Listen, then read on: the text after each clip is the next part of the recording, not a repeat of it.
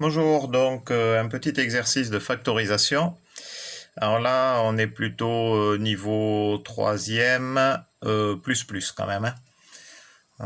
Donc, il s'agit de factoriser x exposant 4 fois x exposant 4 moins 1 sur y exposant moins 2, avec x différent de y. Et évidemment, y différent de 0.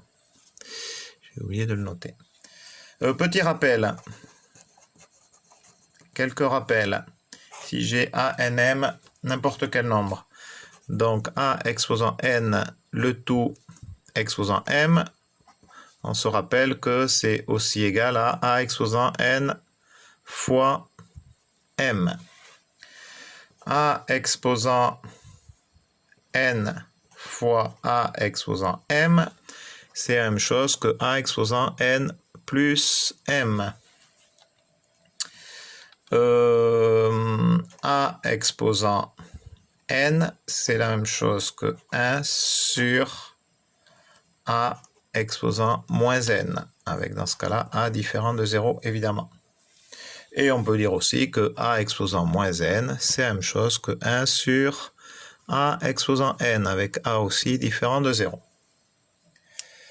Qu'est-ce qu'on a besoin aussi pour cet exercice? On a besoin de l'identité remarquable suivante, a, b, n'importe quel nombre, donc a exposant 2a au carré moins b au carré est égal à a moins b, le tout facteur de a plus b. Ici, on a bien deux termes, ici, on a une factorisation, donc là, il s'agit bien de la forme développée, et ici, il s'agit bien de la forme factorisée. Voilà ce que l'on nous demande dans cet exercice. Donc de factoriser cette expression.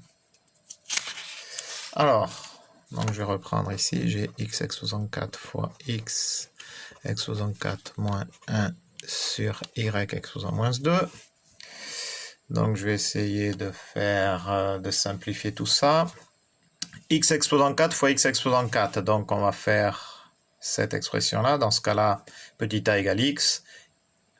N égale 4 et m égale 4 aussi. Donc on a x exposant 4 plus 4, 8. Moins le moins d'ici. 1 sur y exposant moins 2. Donc on va utiliser celle-ci, là, cette formule-là. Donc dans ce cas-là, a égale y et n égale 2. Donc ça nous donne donc du coup, y exposant 2. Alors, là c'est déjà un peu mieux, sauf que là on a deux termes, on n'a pas de forme factorisée. Alors, on va utiliser maintenant cette formule-là avec a égale x, et on va voir pour petit n et petit m.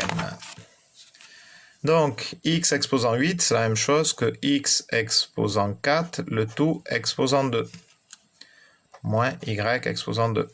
Ça fait bien 4 fois 2, 8, en utilisant celle-ci. Ok, maintenant, ce qu'on va faire, on va utiliser cette identité remarquable, avec dans ce cas-là, alors là, je vais l'écrire parce que ça peut, pour certains, ça peut être un peu plus compliqué à comprendre. Dans ce cas-là, a serait égal à x exposant 4 et b serait égal à y.